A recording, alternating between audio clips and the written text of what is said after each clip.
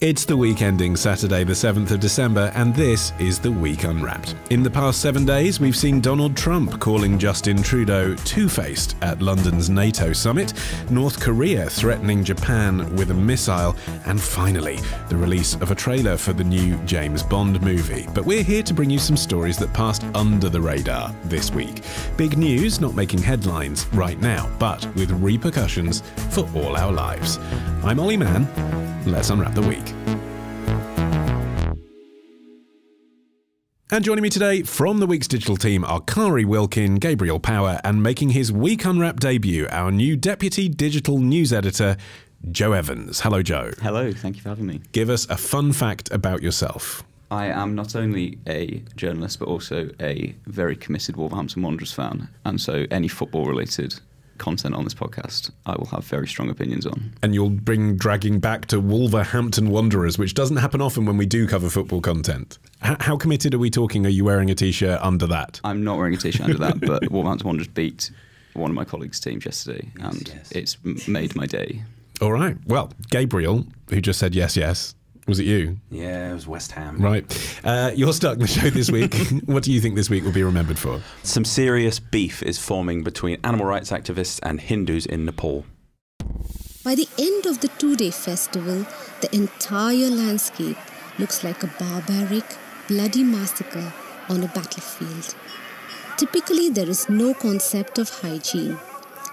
Inside the enclosure, an unbearable stench emanates from the carcasses.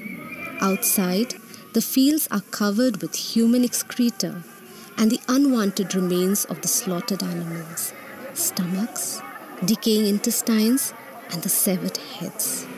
A clip from the Gadamai 2014 video report by Animal Equality. Gabriel, what is Gadamai? Gadamai is a festival that takes place every 5 years in southern Nepal. And it's a Hindu festival which tens of thousands of people flock to witness the sacrificial slaughter of upwards of 500,000 live animals. How many?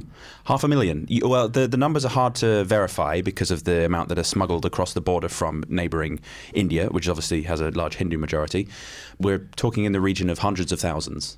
Okay, and what's the origins of this tradition? So, the origins of the tradition were that about 250 years ago, there was a prisoner at the Gadamai temple in southern Nepal, which is where the festival now takes place.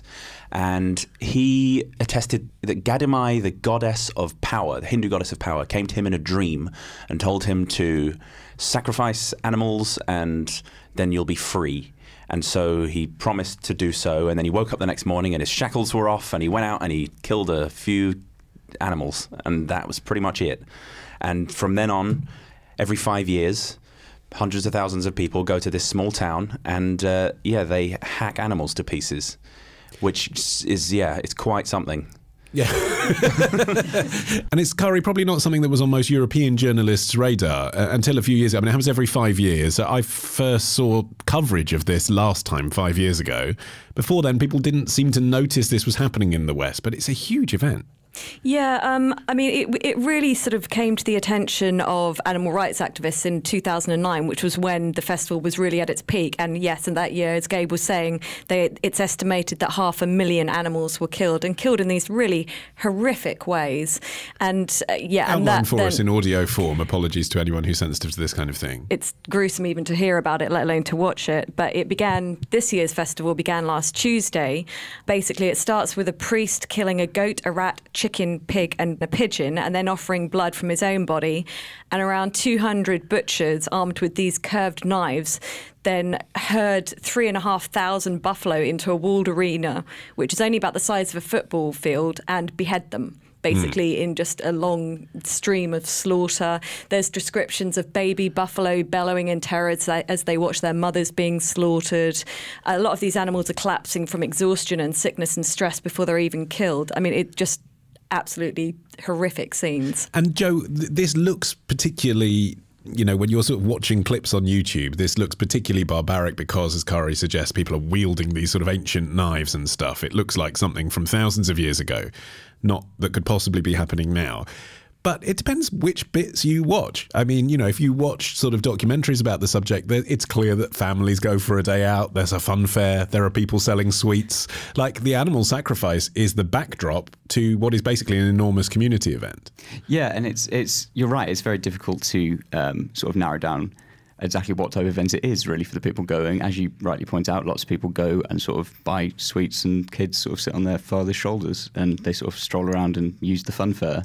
I mean, Joanna Lumley, while protesting it in London, actually said that could we not just have the event without the slaughter? There was a bizarre Guardian article a few years ago where the author, I'm sorry, I've actually forgotten her name, but she suggested that rather than sacrificing animals, they sacrificed pumpkins, and which I found a little bit unconvincing, because if you've gone to sacrifice a buffalo, I don't think you're going to be too happy just given a vegetable to chop up instead. Why are Hindus sacrificing any kind of bovine in the first place, Gabriel? Because, I mean, even if you have a basic grasp of Hinduism, you know that they're vegetarians, and beef in particular is the thing they don't eat or kill. Yep.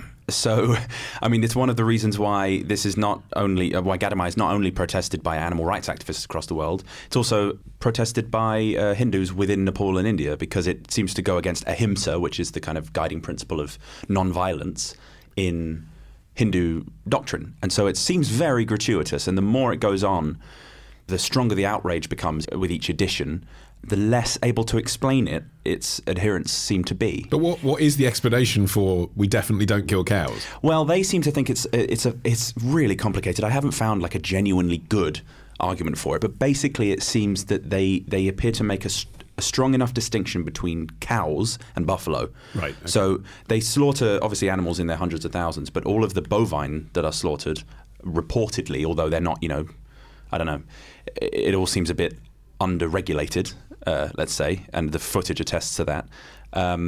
They're apparently all buffalo, and that makes it okay. I would also say, just quickly, if anybody is curious and is considering watching or finding the clip that we played at the beginning, I would not recommend it, because it is horrifically violent, like really gruesome.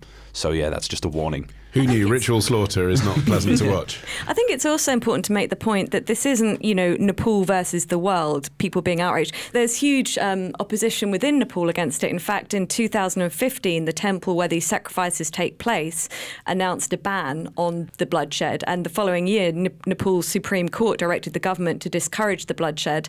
Now, that's been ignored, and that in turn has fueled the debate further. Animal activists' rights this week filed a contempt case in Kathmandu's Supreme Court against the Nepalese government and the temple committee for disregarding the 2015 court ruling. The temple's now rowed back on the ban. So it's hugely complicated, but it's very emotive. And the authorities are saying that ending the tradition of animal sacrifice could result in social unrest. So, yeah, I mean, we say discourage the bloodshed. I mean, what do you do when people passionately feel about this? They're smuggling animals across the border to slaughter them. They go there once every 5 years for, as I say, a big day out in their community. You can say we disapprove of this, but it's, you know, this is an event the size of Glastonbury. You can't really stop it if all these people are gathering with their herd. I mean, Kari's right to point out the emotiveness of the issue as well. I mean, there's a video that you can find on YouTube of someone defending what happens, who uses the example of Christmas in the West, that's our tradition and is not strange or unusual to us, yet we slaughtered 2 million turkeys in December in the UK. Not beheading them in arenas, though. Of course. I mean, I made the error yesterday of looking at what slaughterhouses in the UK look like, and they're pretty grim. Not nearly as bad as these videos, obviously. But you're right to make the point about how emotive an issue it is, because if you were to try and sort of tell Brits that their Christmas traditions were strange and horrible, then you'd probably get some pushback as well. Well, I suppose maybe a more equivalent comparison would be with kosher and halal slaughter, because that's done for religious reasons. But even then, the meat gets eaten. I mean, that's the point. I assume all of these animals just lay dying on the floor, don't they? Yeah, and this is another concern. Public health experts are saying that the bodies, the corpses, they're not being disposed of hygienically. They're just left to rot. So this is a huge hygiene concern as well surrounding all of this. Yeah, apparently it poses a big anthrax risk, having all these carcasses lying around. And some of the hides and certain other maybe usable parts of the animals are actually piled up and sold on. But overall, it's incredibly wasteful. The thing that I find the most odd about it is that the temple issued a ban in 2015 or 16, and not only have they not adhered to it, but they have denied that they ever put a ban in place, which is really strange. And also, it comes back to the idea of, I think banning it, or the decision of whether or not to ban it, comes back to the idea of what is important in this situation, because there are arguments that say, oh, if you ban it, there'll be social unrest, there'll be this, there'll be that. But if you ask a lot of the people at the temple, like there have been a few interviews with like high priests at the temple who say, if we ban it, the goddess Gadimai will bring us bad luck. There's a point to which non-Hindus can relate, and beyond that it doesn't really work. I feel like if you try and justify, if you try and give a logical explanation for stopping it, they'll be like, no, but this is what we believe. So there is a cultural sensitivity argument, but at the same time it's just so brutal. And also, you know, you talk about cultural sensitivities. India, which shares close cultural ties with Nepal, has banned sacrifices in many of its temples. Conversely, about 70% of the attendees at this festival are from India, and they're coming across the border because that's a way to get round that ban. But, you know, it's not a clear-cut case of this is a cultural issue. There are conflicts within the culture itself. The Indian authorities are trying to stop animals being brought across the frontier, across the border, by unlicensed traders to stop this slaughter. Yeah, but you say there's criticism within the country itself, but how much of that is actually to do with the fact that, you know, basically America has caught on to this? I mean, how much of that is really to do with making sure tourists go to Nepal? Because that would be the thing that would worry me if I was in the Nepalese government. I think there is also genuine outrage. I mean, you know, there are animal rights groups within the country that are campaigning against this. It's not as though it's Westerners going, this is shocking. Well, yeah, I mean, Nepal obviously cares about its tourism industry, as you say. But I wouldn't say India has much need to, and yet India places armed guards on the border to stop cattle being brought over. The majority of people and animals that get sent to Gadimai are Indian. They come over the border. I mean, that's like, according to statistics which are very hard to verify. But, you know, Indian police, they put armed guards on the border to stop it happening. So India clearly cares, even if it's not really anything to, I mean, it's not that it's not anything to do with them, but it's not on their territory. Okay, Joe, you're up next after this.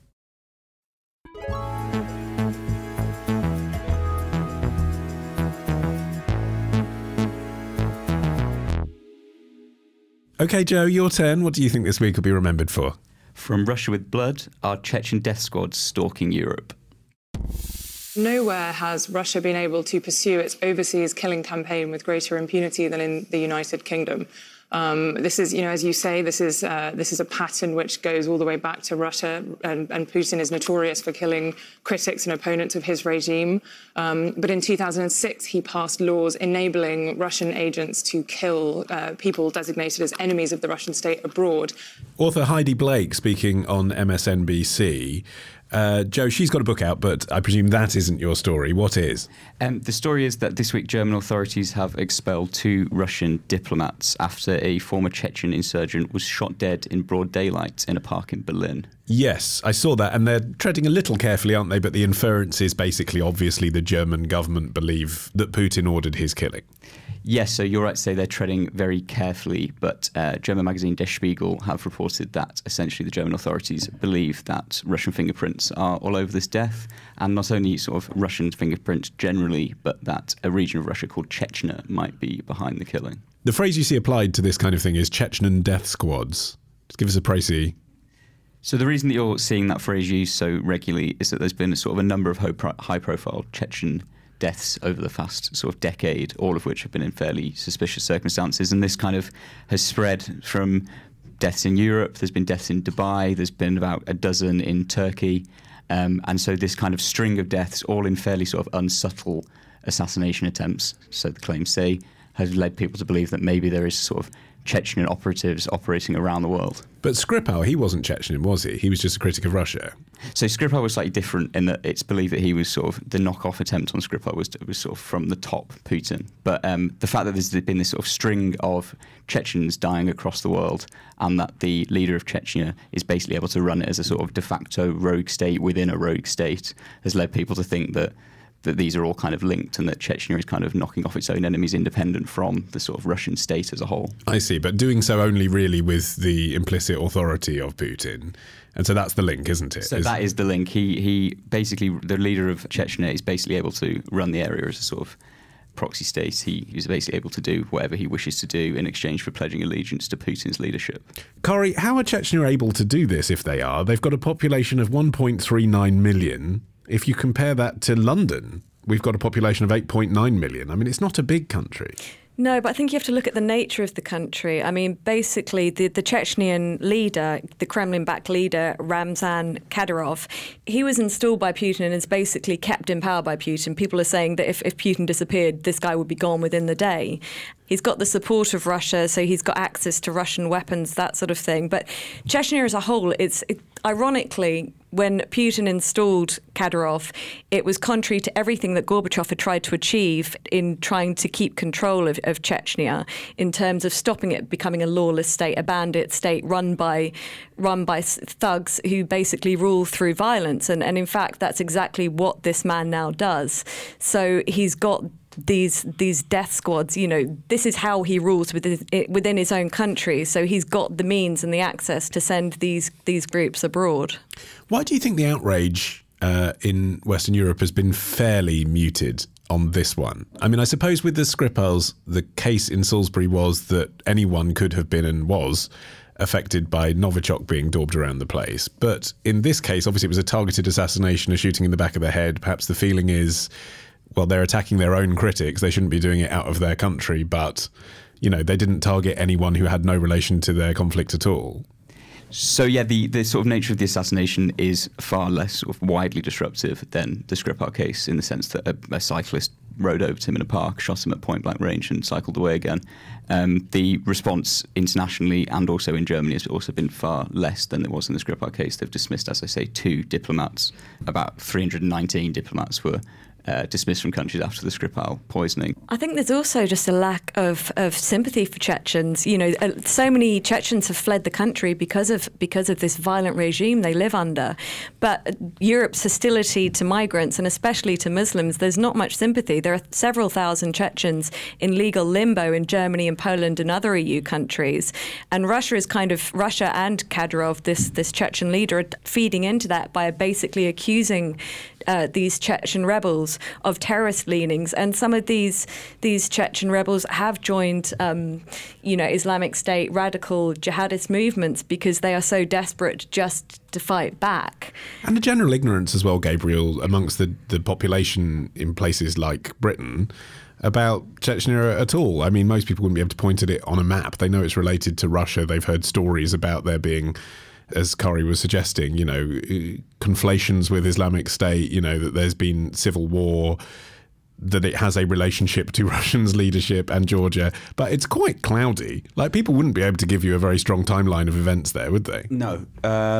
But I think the reason why it plays such a large role is because where it is in the North Caucasus, so north of Georgia, in the very far southwest of Russia, is very, very mountainous, and it's very, very diverse ethnically and linguistically. And so they've managed to very much forge their own kind of republic. They've managed to forge their own cultural identity that has then allowed them to be a federal subject, i.e. a Russian republic with its own autonomy. But the problem is they had so many rebels fighting for so long after the fall of the Soviet Union and committing the most horrific atrocities like the Beslan school siege.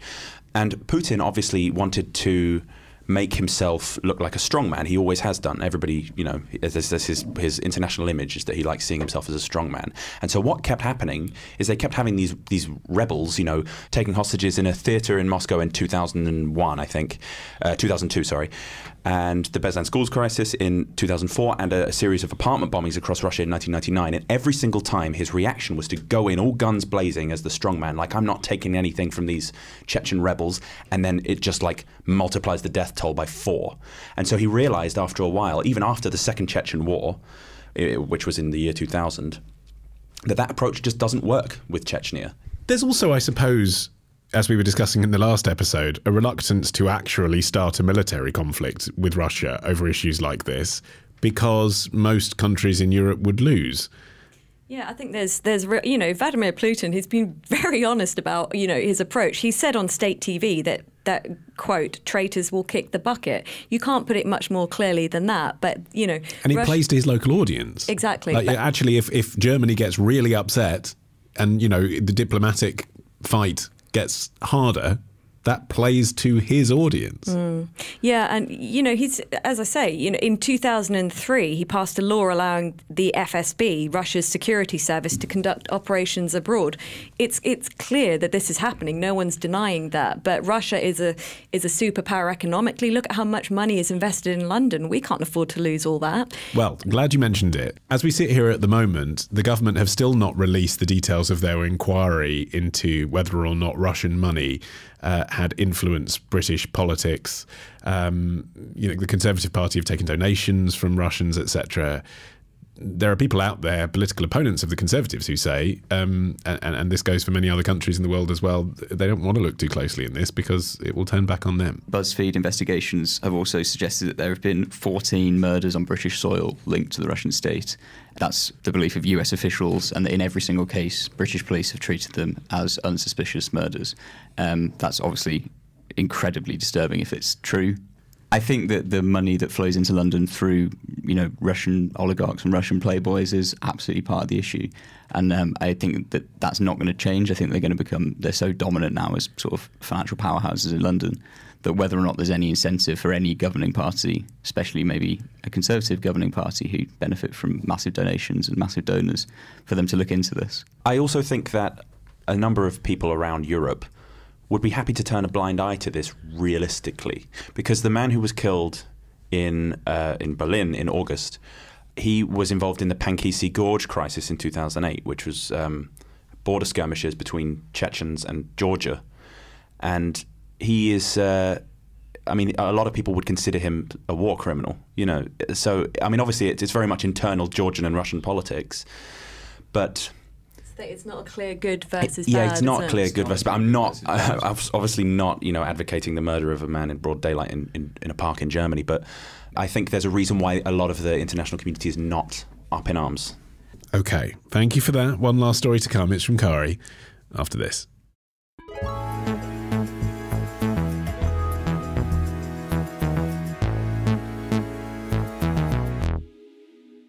Okay, finally this week it's Kari. What do you think this week will be remembered for? Listen out for a literary revolution. So the allure of using audio is an explosive thing, but our companies has been soaring, frankly, since we invented the first digital audio player and commercialized it in 1997. So, there is kind of a division in that world of what these things are, but we're really mostly about profound levels of storytelling, and that addicts huge numbers of people around the world, and it's an amazing thing that this idea I had a long time ago is tens of millions of people listening now. So it's been a fantastic adventure. Donald Katz, the founder of Audible, speaking on CNBC. Kari, what's the story?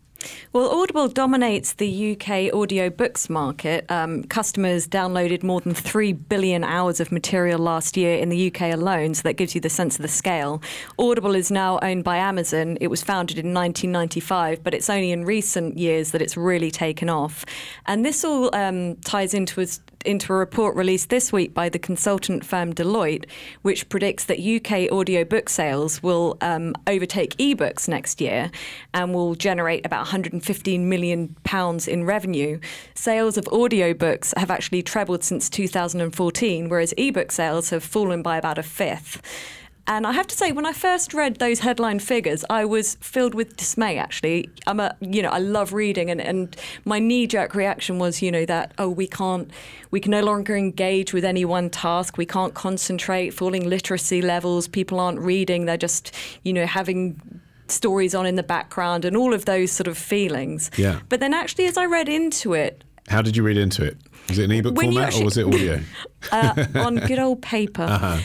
When I read into it, you see that actually print book sales, they fell slightly by about 5% last year, but that's after 5 years of growth. And experts say that actually it probably just plateaued the sales of print books. So I don't think this is necessarily a sign that people are rejecting reading. Print sales still account for more than 80%. Well, of the that's combined... to make a distinction between reading and being read to in the first place. Yeah. And do you stand by that distinction? It's two different methods to the same end, isn't it? But I came into this with quite a negative attitude towards audiobooks, if I'm honest. But the more I've read into it, the more I think actually they fulfill a very positive role. I mean, I find them a lot easier to concentrate on. I suppose that is just me making accessible what Kari just said was disgraceful. You know, the idea that we all have such a lack of attention and so easily distracted. I had a very purist response, and then I thought better of it. But I do have a lack of attention. I am easily distracted. So if I'm going to read a book, I mean, it's a great way to absorb the book. I listened to one actually just yesterday, driving back from Oxford to Hertfordshire. Not the whole book, it wasn't that short, a chapter of a book. And, you know, that's time that I'm filling my head with a book, whereas in the past I'd just be listening to a radio phone-in or a bit of music. I mean, that's actually got to be enriching, hasn't it? So I find this all quite grimly depressing, to be honest. I don't think that audiobooks are a good thing at all. The issue that I take with them is the extent to which you are actually absorbing anything. David Daniel, a professor at James Madison University, did a study where he had some students read a passage of text and had some students listen to a passage of text, and then they did a comprehension test shortly afterwards. Unsurprisingly, most of the students, he reports, wanted to listen to the podcast and not read the book, which I guess supports our point about them being easier to absorb, or easier to listen to, rather. But he also found that the people who listened to the podcast scored an average of 28% lower on the quiz, which somewhat supports my belief that actually you don't absorb as much information from a book, from a podcast, as you do when you read an actual book. What's the sample size? Massive. Can I come back at you with another study which has found that our brains are actually more likely to create meaningful imagery when you listen to a story as opposed to reading it, because there's more room for your brain's visual processes to kick in. Another study last year by University College London found that people have a more emotional reaction when listening to a novel than watching films or when reading. So it's give and take. It's not all positive or negative, I think you could say. Take that, and Joe. do you really, with a novel, do you need to be absorbing information in the same way? I can see your point if it's, say, if you're reading to learn something, but isn't a novel just about that enjoyment? I think that it's all well and good to say sort of, does a novel require sort of that level of comprehension? But I think that, you know, people study literature, right? Like, there's a reason that people study literature. It's because there's an interpretive element to literature that isn't just sort of reading and absorbing a story, right? You know, a lot of it's layered, it's complicated, and I think that you lose some of that when you're just listening sort of quite passively to a podcast. I do agree. That's one of my sort of reservations about audiobooks. You lose that creative ambiguity that, you know, lines of text are often balanced between two possible meanings. And when you read it, you can interpret it or just choose to leave it open, whereas a voice actor who's reading this out has to choose one interpretation. So in that sense, it shuts down the meaning. And we're talking as if all books are the same. I mean, obviously, audiobooks cover a huge variety of genres, as many as there are in print. And I mean, I find, for example, Gabriel, that listening to memoirs is best in audiobook form.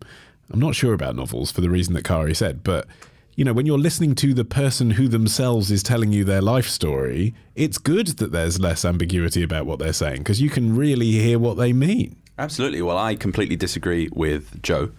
I think there's a great enjoyment to be gotten out of audiobooks of any kind, including novels. I find it easier to engage with them. I find it, you know, easier to make mental images.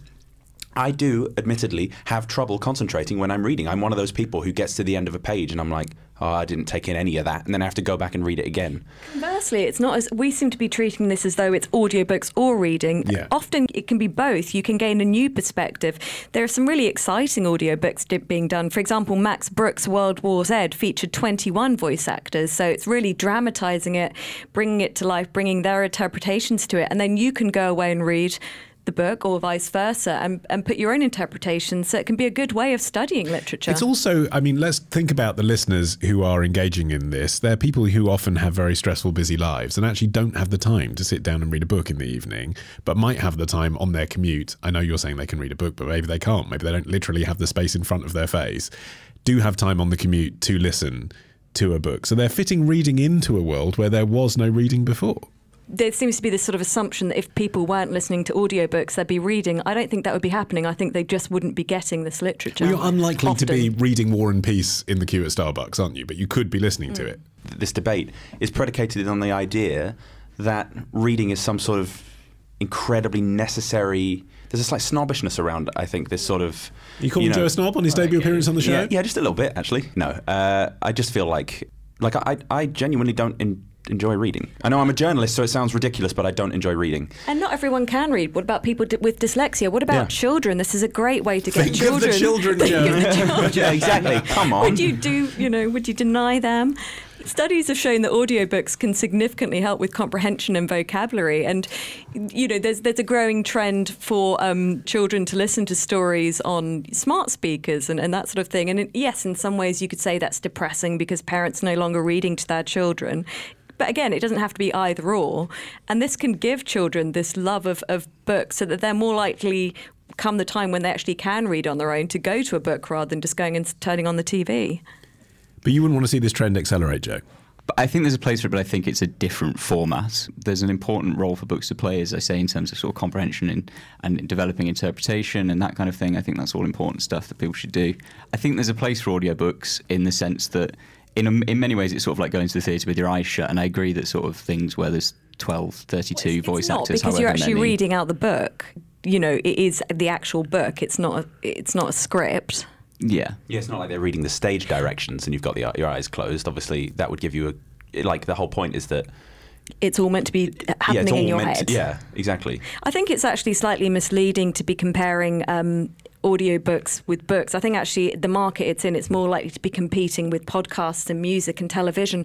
And actually the whole rise of podcasts, for example, are one of the reasons I think that audiobooks are gaining popularity. It's almost like a return to a fresh age of radio. It's not so long ago that families used to gather around their radio of an evening, and now we're returning to that tradition. Storytelling is one of the oldest traditions in the world. Before the written world, we like to be told stories, and I think this is a return to that. It's not necessarily a challenge to reading as such. There is something a bit regressive about it, though, and I like this feeling, but there's something a bit childish about being told a story. I think one of the reasons that people listen to podcasts, I'm sure there are people listening to this now that can identify with this, is because they suffer from anxiety or they find the world a little bit overbearing and they want to go to a place where they know that they're going to get a certain kind of content that's going to reassure them and deliver something on a consistent basis. And audiobooks sort of multiply that because they actually take you back to being read to as a kid at school, I think. So that's very, very true. I don't know how personal I should get, but I've had experiences with anxiety and depression in my life, and audiobooks have been absolutely amazing. Which ones? Well, actually, when I say audiobooks, as you mentioned, I actually mean podcasts. So lots of, really anything. So it can range from the kind of self-help stuff, like how to defeat, mindfulness, meditation podcasts or whatever, or audiobooks in relation to that sort of stuff. But also just sometimes, a football podcast when you're feeling very anxious and you need something to kind of take you out of this kind of panicky moment. You just listen to something that you know is fun and that you're comfortable with. Yeah. It's amazingly effective. Yeah, it's a way of having time on your own while sort of connecting with other people, isn't it? And I've said one thing I do find slightly depressing about the audiobooks trend is that the best-selling audiobooks are generally by big-name narrators, and I think it's a bit of a shame we have to celebritize, is that a word, to everything, putting this showbiz glam on, these classics, but it's read by some famous actor, and that seems a bit sad. Would anyone care to recommend an audiobook as we end this week's episode? Ahead of the upcoming election, The Conquest of Bread by Peter Kropotkin. Okay. Go for that. All right. Well, Thanks. Again, please don't read anything about my personal politics into this, but since we're talking about the election, The Path to Power by Margaret Thatcher, read by Margaret Thatcher, I would strongly recommend. Wow. It's amazing to hear her read her memoir. Thatcher, Probably not one to reduce anxiety. Probably not one to make you feel relaxed, but I found it really eye-opening, just sort of reading between the lines and trying to work out what she really meant. Anyway, that is it from this edition of The Week Unwrapped. My thanks to Gabriel Power, Kari, Wilkin and Joe Evans. If you want to embrace this newfangled audio trend we've been speaking about, you can listen to The Week Unwrapped's full back catalogue. Just search for The Week Unwrapped on your app of choice and hit subscribe. I've been Olly Mann. Our music is by Tom Morby, the producer, Sarah Miles at Rethink Audio. And until we meet again to unwrap next week, bye-bye.